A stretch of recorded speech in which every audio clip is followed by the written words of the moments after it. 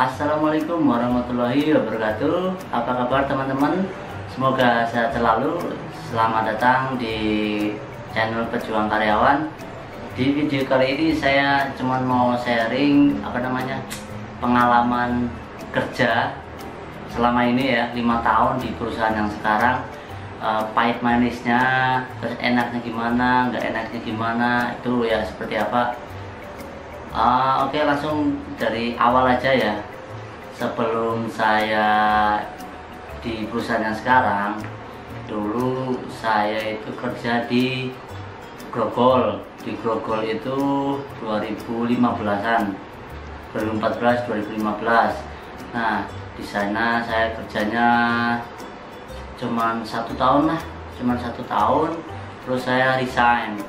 Nah, resign itu ada penyebabnya dulu saya itu capek ya kan, kerja dari pagi pulang malam, perjalanan Cikarang ke Jakarta itu sekitar 3 jaman.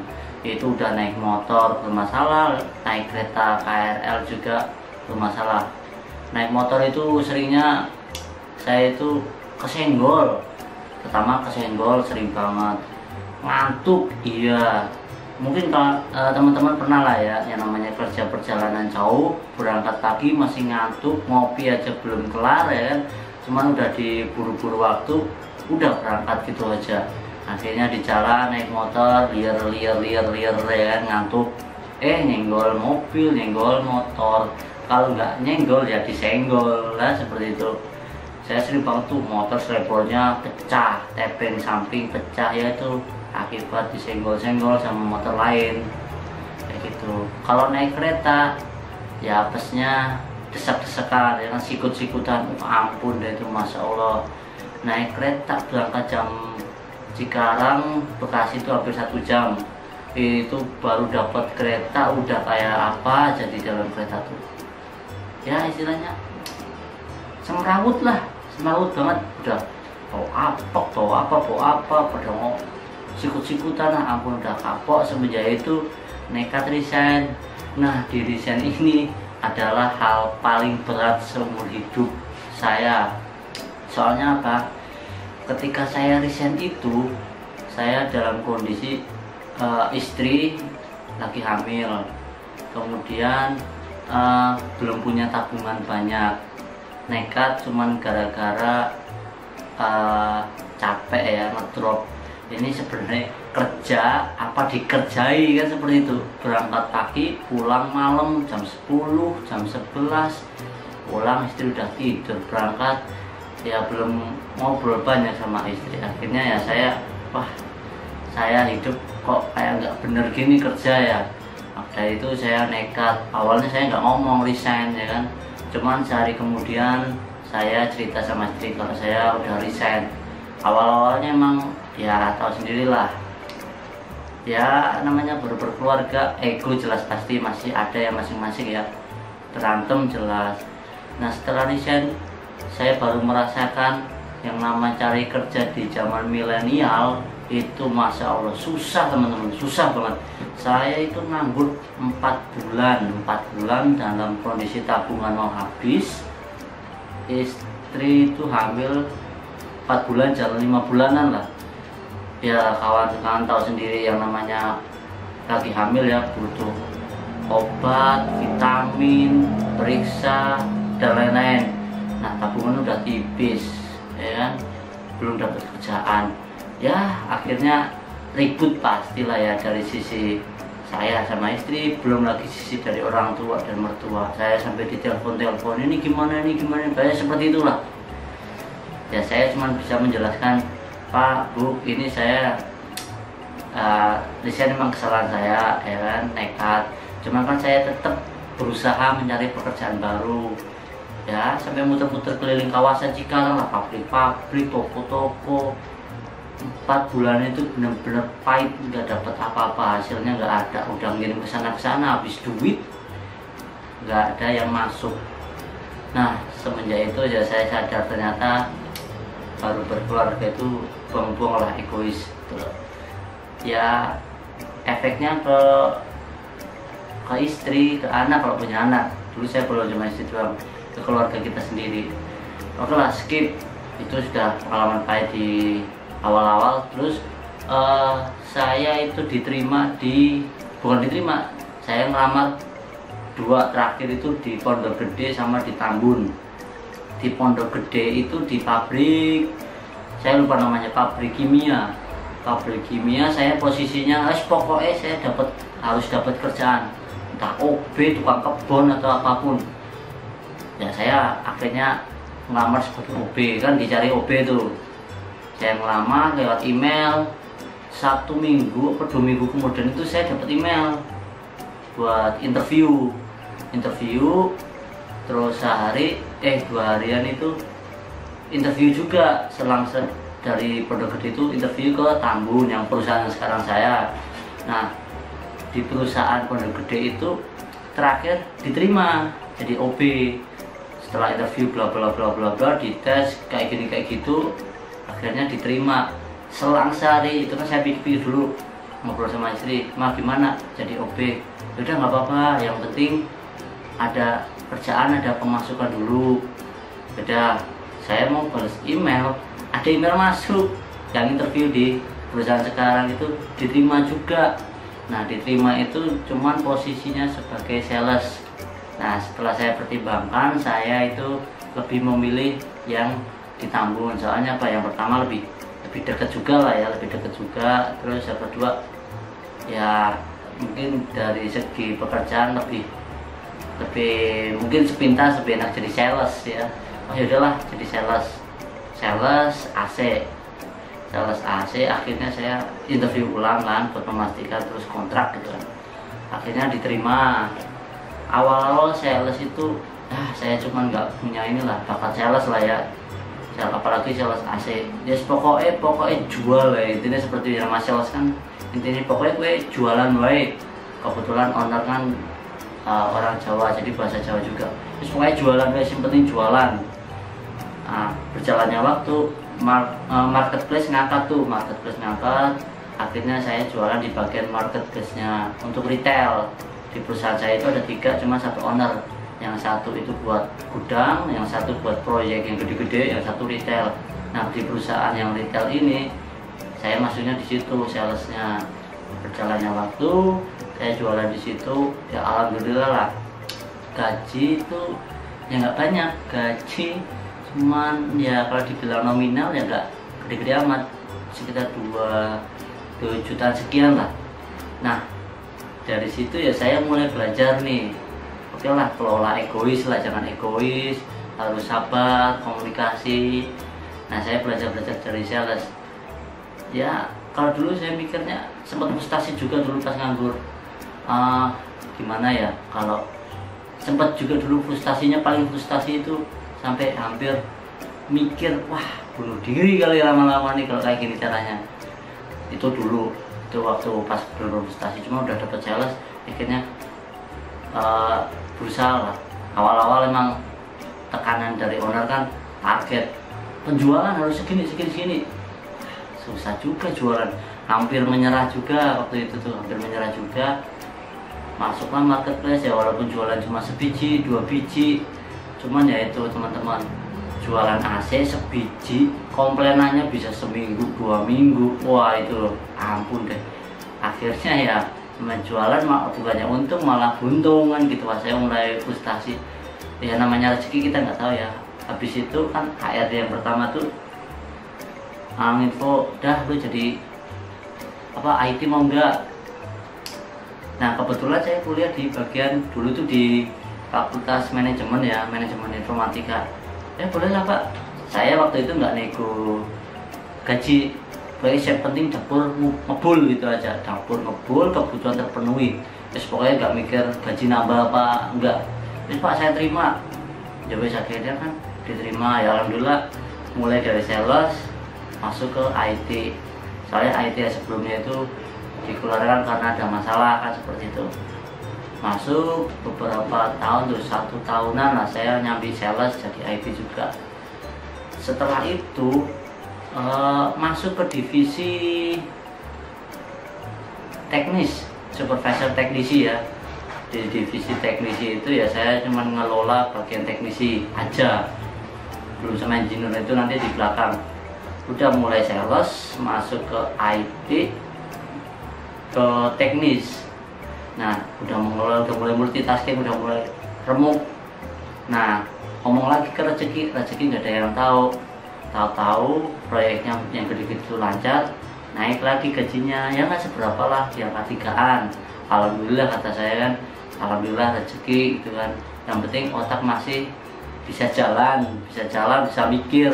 Kalau saya sih selama masih saya sehat, apa aja bisa tak kerjakan. Saya bilang dalam hati seperti itu. Berjalannya waktu, yaitu sambil jualan, sambil jadi IT ngurusin kantor semuanya, dari karyawan, hardware, software, ditambah masuk ke teknisi itu ya kayak supervisor lah sepertinya, seperti itulah. Kemudian jalan beberapa waktu itu udah mulai crash tuh. Di teknisi ini saya udah mulai banyak istilahnya masalah ya, namanya pekerjaan pasti banyak masalah juga lah ya, tergantung kita ngatasinya. Mulai dari ngatur orangnya, ngatur jadwal, ngatur datanya, wes macam-macam pokoknya. Boso Jone ribet, boso Sundanya ya ribet. Akhirnya ya dimana kita komunikasinya sama tim divisi lah. Akhirnya ya yang ribut-ribut itu mulai berkurang lah. Tapi tetap yang namanya perselisih itu pasti ada.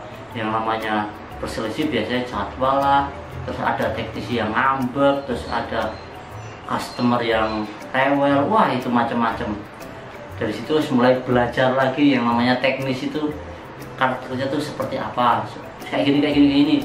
Berjalannya waktu udah mulai alhamdulillah lancar lagi, masuk lagi ke divisi HRD. Nah ini di sini saya masuk ke divisi HRD. Di HRD ini tambah rumit lagi teman-teman. Di tempat saya HRD udah ganti 2 kali. Yang pertama itu yang saya lihat ya, HRD pertama itu bahasa Jawa ini klemar itu bahasa Indonesia ini apa ya?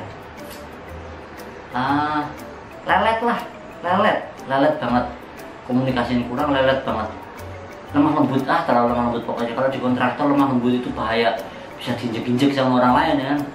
Lemah lembut banget, Terus yang kedua, HRD yang kedua ini yang keluar juga itu ya juga bermasalah, orangnya ya minta maaf kecil lah, cuman emang omongannya itu tegas, cuman nggak bisa jalan, tegas doang, tegas bla bla bla tapi nggak jalan. Terus kena kasus apalah kemarin saya lupa, terus akhirnya dikeluarin. Nah ketika saya masuk di HRD ini, saya udah mulai bahasa Jawa ini sepaneng, tapi udah mulai, kalau di film animasi itu mengeluarkan asap lah, keluar asap tuh saking panasnya kepala. Dulu tuh pilihannya juga, lu masuk HRD diterima apa keluar. Nah itu dulu saya diajak ngobrol sama owner kan, pas berdua ya, aduh sini nih gue tawarin, lu mau gak jadi HRD? Wah ntar dulu pak, saya kuliah di manajemen informatika, masalah IT tahu lah pak, cuman kalau masalah HRD saya nggak punya ilmunya, gimana pak? Nanti ya minta maaf, kerjaan saya nggak optimal gitu kan. Wes pokoknya masuknya gelem ora, maksudnya mau apa enggak? Terus dulu banyak pikir-pikir, wes gak usah dipikir-pikir, 2 pilihan, lu mau nerima apa? Kasarnya tuh lu keluar, gue metu. Wah ini teman-teman posisi sulit, dimana ya saya harus memikirkan ya dapur lah ya, dapur harus ngebul. Di sisi lain saya udah mulai sepaneng kan gitu kan, udah ditumpuk-tumpuk. Akhirnya ya saya memutuskan untuk mengalah lah ego saya. Ya wis lah, yang penting dapur tetap ngebul. Wis pak, saya terima lah. Cuman ya saya minta maaf pak, jujur dulu di awal. Saya minta maaf kalau sumpama nanti ketika saya di HRD itu pekerjaan saya nggak optimal. Ya wis apa itu urusan belakang, yang penting cobaan dulu. Oke pak, saya siap. Pak, akhirnya masuk tuh. Pokoknya intinya dari owner tuh, yang penting kamu itu komunikasi sama yang lainnya. Soalnya kasus yang lama-lama itu tidak bisa berkomunikasi sama yang lain. Nah saya belajar dari situ, dapat ilmu lagi. ilmunya yaitu komunikasi, manajemen orang dan lain-lain, sampai penggajian, sampai saya tombok-tombok. Ya saya ceritain dulu ya yang namanya tombok-tombok. Udah HRD ngelola orang harus tombok-tombok juga, tombok-tombok di masalah gaji itu.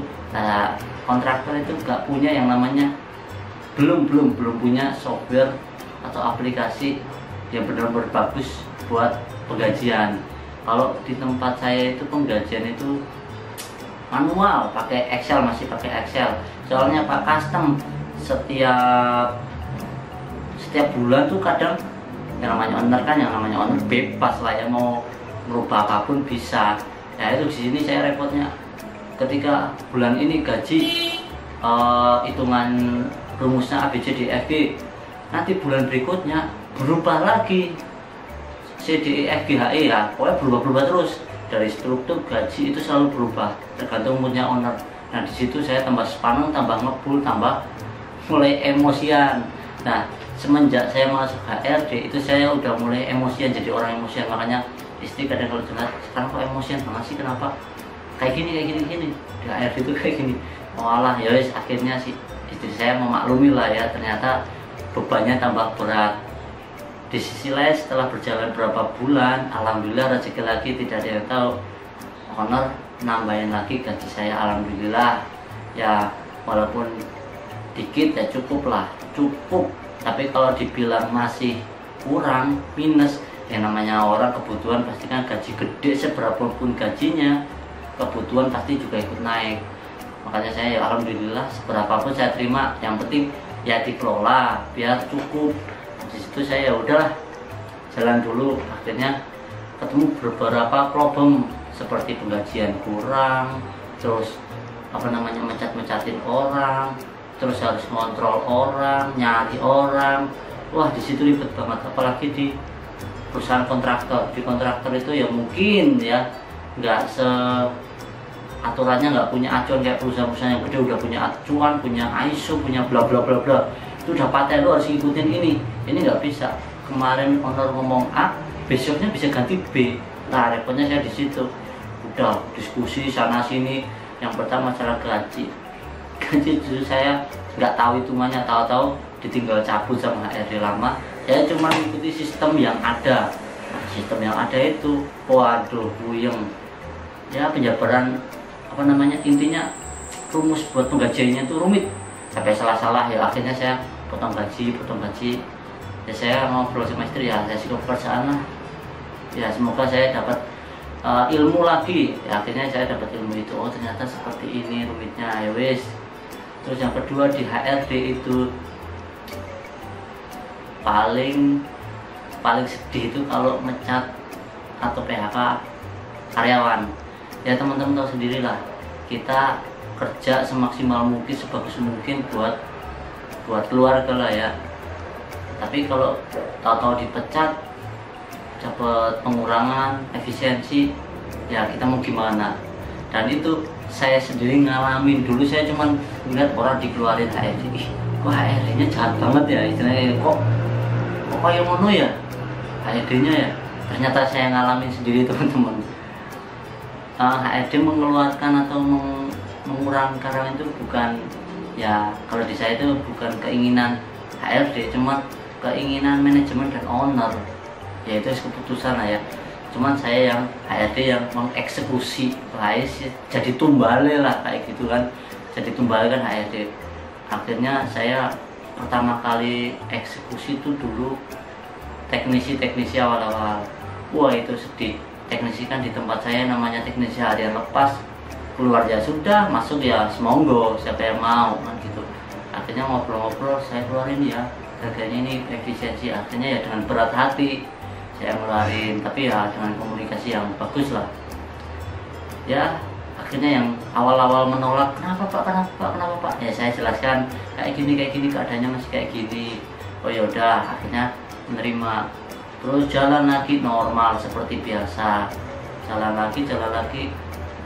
Terus ada pengurangan lagi, pasti setiap periode ada yang namanya keluar masuk karyawan kan, pengurangan lagi karena ada problem sesuatu yang ya krusial lah. Akhirnya udah keluarin aja. Terus yang kedua ini dulu saya ngeluarin orang akunting namanya M. M itu baru masuk 1 bulan, baru pindah kontrakan, istrinya baru lahiran dan baru resign juga. Nah di sini saya paling seumur hidup paling tragis lah ya. Saya jadi karyawan ngeluarin orang yang masih ingin istilahnya menafkahi lah ya, ingin cari duit malah dikeluarin padahal baru 1 bulan. Wah itu dulu saya paling sedih. Soalnya apa teman-teman, yang saya keluarin itu juga nangis. Nah saya juga ikut sedih ya. Saya cuma bilang, Mas ini bukan keputusan saya, ini keputusan manajemen, ada pengurangan. Dulu tuh pengurangan sebelum lebaran kayaknya, sebelum mau lebaran itu ada pengurangan. Ini keputusan manajemen, udah nggak bisa diganggu gugat. Awal-awal ya sambil sedih nangis gitu kan, istri saya kayak gini Pak, baru pindah juga, anak masih kecil.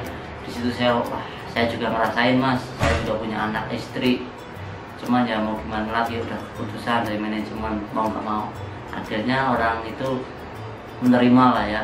Nah di situ saya udah semoga di berikutnya ya jangan mencat-mencat lagi. Cuman yang namanya perusahaan pasti ada siklus ya, siklus pengurangan, dan itu terjadi lagi, ngurangin karyawan lagi, mencat-mencatin ya udah. Tapi ya akhirnya saya dalam hati, ternyata pekerjaan HRD lama pas cemburu ternyata seperti ini ya. Walah, ya saya ngalamin sendiri teman-teman. Ya udahlah, ada hikmahnya, saya belajar dari situ. Kemudian jalan beberapa bulan, hampir setahun itu jadi HRD, saya ditarik lagi jadi HRD, jadi engineering, masuk ke divisi engineering, sampai sekarang juga masuk engineering. Jadi saya jadi multitasking, sales, terus IT, supervisor teknisi, terus masuk HRD, terus masuk ke divisi engineering. Selama 5 tahun 5 kali tarik ulur ya kan, semua divisi tak masukin semua, kecuali ya belum semua sih, belum yang akunting yang saya nggak tahu dah, semoga aja nggak dapet lah ya. Selama 5 tahun pindah-pindah, bukan pindah, tambah-tambah lah ya. Nah di situ saya udah belajar banyak banget cara manage pekerjaan itu seperti apa, sampai saya puyeng HRD nggak punya basicnya seperti apa, kerjanya mencatin orang. Ya dulu saya dalam hati, buset mencatin orang nih HRD kok kayak gitu amat. Saya ngalamin, ya udahlah saya terima. Terus masuk ke divisi engineering, tambah puyeng lagi sayanya. Nah di sini saya udah ngalamin pahit-pahitnya tambah pahit ya kan. Udah di kontraktor itu udah mencatin orang, rekrut salah-salah, berantem sama teman sendiri, ya seperti itulah, panas ya kan. Saran buat teman-teman yang fokusnya di engineering, ya harus siap-siap ya. Yang saya bilang tadi, berantem jelas, debat pasti ya kan, apalagi urusan data, laporan itu pasti. Terus masalah gaji, kalau dibilang gaji gede itu tergantung perusahaannya. Kalau perusahaannya BUMN ya pasti gede, cuman kalau buat kalian yang pemula belum punya skill ya jangan berharap banyak buat gaji gede. Soalnya apa, nanti belum tentu gaji gede nggak sesuai sama pekerjaannya kan gitu. Kalau saya sih menilainya ya ntar dulu nih, gaji gede sesuaikan dulu sama hasil pekerjaan kan, seperti itu. Nah kalau saya interview pasti saya menanyakan pengalamannya di mana, seperti itu. Soalnya nanti harus siap sama lingkungan baru yang kemungkinan bisa lebih keras kan, seperti itu ya teman-teman. Nah, kan saya info ke teman-teman yang lebih fokus ke drafter, engineer atau lapangan, harus siap-siap itu. Soalnya apa, yang dites itu nanti nggak cuman fisik, mental, tapi juga kesabaran ya. Kalau nggak sabar berantem ya kan, kalau nggak berantem ya kita mendem jadi penyakit, ya udah akhirnya keluar sendiri kayak gitu teman-teman. Terus saya kembali lagi ke tadi, dari HRD ke engineering, saya nggak ngerti nih di engineering tugasnya belum tahu ngapain ya. Akhirnya saya ikut dulu lah, ikut meeting, ikut diskusi, ikut ke proyek. Nah akhirnya saya belajar, ya udahlah saya inisiatif saya ngambil di lapangan aja lah, jadi PIC-nya sekalian cross check ke lapangan kan gitu kan. Udah ke lapangan, udah sering banget tuh ke lapangan. Ternyata saya ngalamin juga berantem sama, bukan berantem sih, berselisih lah sama teknisi harian orang lepas di lapangan. Ya mulai dari gara-gara material kecolongan, masangnya salah, progresan gak jalan, terus pada malas-malasan ketahuan, terus problemnya banyak banget. Nah di PIC lama mereka itu nggak bisa ngatasin itu. Misalnya apa? Yang pertama kayak untuk mahasiswa yang baru lulus terus masuk ke lingkungan proyek langsung ke lapangan itu 100% pasti mental. Saya udah ngalamin hampir 5-6 orang lah, orang baru lulus kuliah. Pertama saya taruh di office dulu buat pengenalan lah. Habis itu ke lapangan, udah baru berapa bulan udah stres dia. Curhat saya, Pak kayak gini kayak gitu. Jadi baiknya seperti itu di kontraktor. Saya juga ternyata ngalamin ke lapangan, masa Allah ricuh amat. Kalau di kantor kan pusing dingin gitu, kena AC. Tapi kalau di lapangan boro-boro kena AC, kena debu ya kan, kena debu, meeting panas, debat, ribut, belum lagi bokeh. Wah itu yang jelas. Kalau di kontraktor itu selama saya kerja, yang pertama harus siap debat panas, mental harus kuat, duit kita duit jajan harus tebel. Soalnya apa, kita buat ketemu orang baru otomatis kan kita harus pendekatannya itu traktir dulu ngasih rokok kan, seperti pendekatannya itu sering banget. Kalau satu proyek sih masih mending, lumayan lah. Kalau 5 proyek ya kan setiap hari ngasih ya jebol juga. Kalau nggak dikasih kita nggak lancar, kalau dikasih kitanya sering-sering jebol kan, seperti itu. Ya harusnya memang kalau dibilang proyek itu pasti ada budget yang namanya budget entertain. Cuman kadang kalau orang-orang baru lulus kuliah kan, kadang prosedur juga mau ngeklaim ke kantor buat entertain itu sungkan. Akhirnya mereka ngeluarin duit pribadi buat traktir jajan atau apapun. Nah saya sering wanti-wanti sama engineer baru yang baru-baru lulus, ya yang masih muda-muda lah, pengalaman belum ada. Saya selalu wanti-wanti, Mas kalau di proyek jangan sering-sering ngeluarin duit pribadi, ngomong. Soalnya Pak, kalau lama-lama ngeluarin duit pribadi, wah ya banyak juga, gaji nggak seberapa ngeluarin duit buat orang banyak. Ya kalau satu orang lah, buat teknisi iya, buat kontraktor sana juga iya, belum lagi buat satpam sering banget rokok. Bonyok. Makanya saya sering-sering jangan Mas, jangan ngeluarin duit pribadi, mending diskusi ke saya apa langsung ke finance itu ada asistennya lagi buat nulis budget itu ya, ngobrol ini bisa diklaim nggak gitu loh. Yang penting ada buktinya. Seringnya kalau nggak ada bukti, stroke atau apapun itu nggak bisa diklaim ya, bonyok lagi endingnya kan, seperti itu teman-teman. Terus setelah tadi masalah bonyok di lapangan panas, terus debat, selisih, yang selanjutnya adalah gaji. Di kontraktor kalian jangan berharap gaji itu lancar. Ya kadang gajiannya itu tersendat-sendat, kadang setengah, kadang seperempat dulu, kadang nggak gajian. Yang sering saya interview itu kadang, Mas gimana lancar nggak di kantor lama? Enggak Pak, saya gaji masih ketahan 2 bulan belum dibayar. Jadi seperti itu teman-teman, pahit lah. Terus fasilitas juga, saya ya fasilitasnya masih motornya motor pribadi, terus ya masih serba kekurangan lah ya. Jadi ya harap buat teman-teman yang baru-baru masuk di proyek, harap siap itulah ya, mentalnya, duitnya, fisiknya harus dia siapin semua biar nggak kaget. Soalnya nanti kalau pas masuk kaget, saya nggak pernah yang namanya interview, saya nggak pernah yang namanya interview itu ngasih janji manis. Saya selalu ngasih janji pahitnya. Janji pahitnya itu pahit-pahitnya dulu lah, Mas nanti kalau di engineer itu nggak enak loh, kena kayak gini. Contoh gaji telat, gaji setengah dulu. Terus kalau lu nggak bisa ngasih progresan, ya lu pasti diomeli. Terus lu kalau nggak bisa sesuai disuruh sama kepala lu engineer, lu juga diomeli. Gak cuma owner, diomeli kepala engineer, belum yang lain. Terus kalau di lapangan lu harus siap ngomong komunikasi itu di lapangan itu penting teman-teman. Harus pintar ngomong, harus pintar diskusi, ya kan, komunikasinya gimana, terus sama orang-orang di lapangan teknisinya gimana. Kalau nggak siap itu ya teman-teman jangan berharap janji manis di kontraktor ya, gajinya gede. Oh jangan, itu hanya ekspektasi. Pahitnya seperti itu, kuping panas, otak ngebul, gaji kadang setengah, kadang nggak gajian. Kalau di tempat saya ya kalau nggak gajian itu nggak pernah. Kalau di tempat saya ini gajian itu jelek-jeleknya ya kalau pas lagi krisis dibayar setengah dulu untuk karyawan. Tapi kalau untuk teknisi dibayar kadang kalau progresi belum masuk seberapa dulu atau setengah dulu, tergantung duitnya.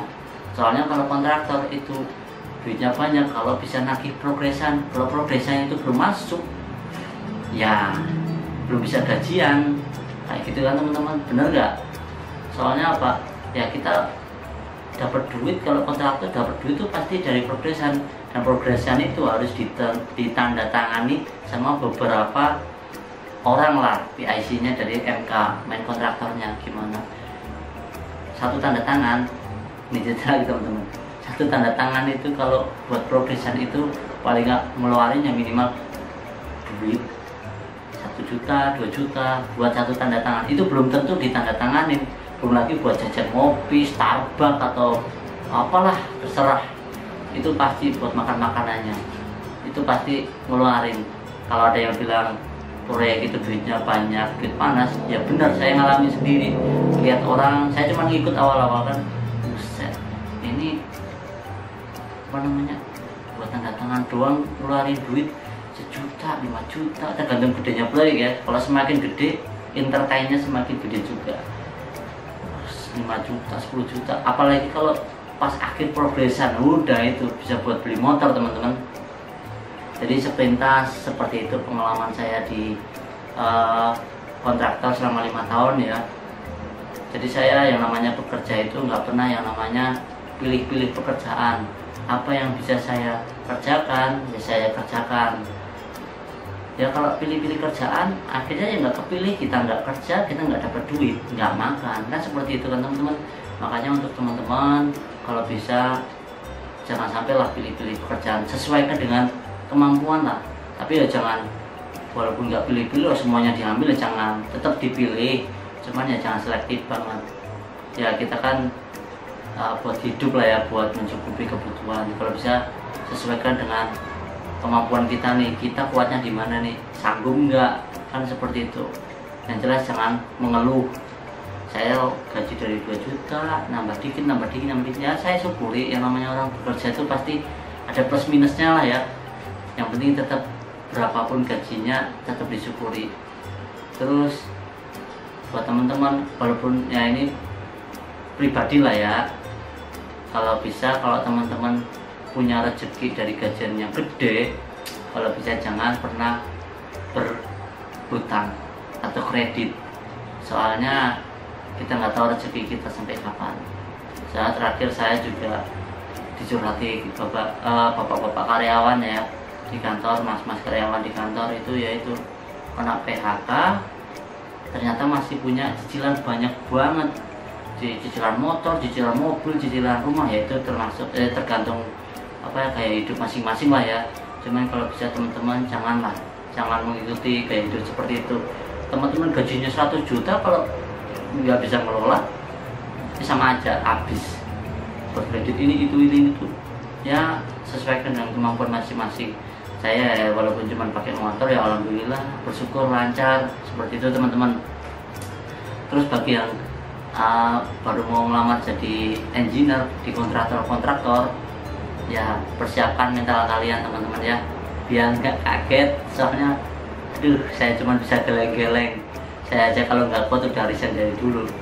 Saya mikirnya, saya selalu berpikir keluarga di belakang, ada anak, ada istri ya. Saya cuma mikir itu doang. Kalau semua saya jomblo mah ya bodoh amat, keluar lompat lagi. Cuma kalau lompat-lompat seperti itu kan nanti dilihat, wah ternyata ini buat batu loncatan, ilmunya nggak ada, rezekinya tambah seret nanti. Seperti itu teman-teman ya. Semoga sharingnya kali ini bisa membantu wawasan teman-teman lah ya, di dunia, sedikit di dunia kontraktor. Walaupun ilmu saya masih cetek banget di kontraktor ya, cuma nebeng sana sini. Yang penting teman-teman ada wawasan dikit dari saya. Kalau semua ada kritik, ada saran, ada ide, atau ada punya pengalaman yang sama, yang mungkin bisa di-share lewat komentar di bawah ini ya teman-teman. Mungkin itu aja, semoga bermanfaat video ini. Kalau semua emang bermanfaat ya di like aja lah, di like, di share, atau di subscribe, biar kalau saya bikin video lagi lebih bersemangat kayak gitu. Yang gitulah, namanya juga HRD butuh tambahannya, jadi YouTuber aja lah kayak gitu. Mungkin nanti ada video selanjutnya tentang sharing daily ya, daily kerjaan lah, gimana keseharian di kantor, mungkin seperti itu teman-teman. Oke, terima kasih sudah menonton. Wassalamualaikum warahmatullahi wabarakatuh.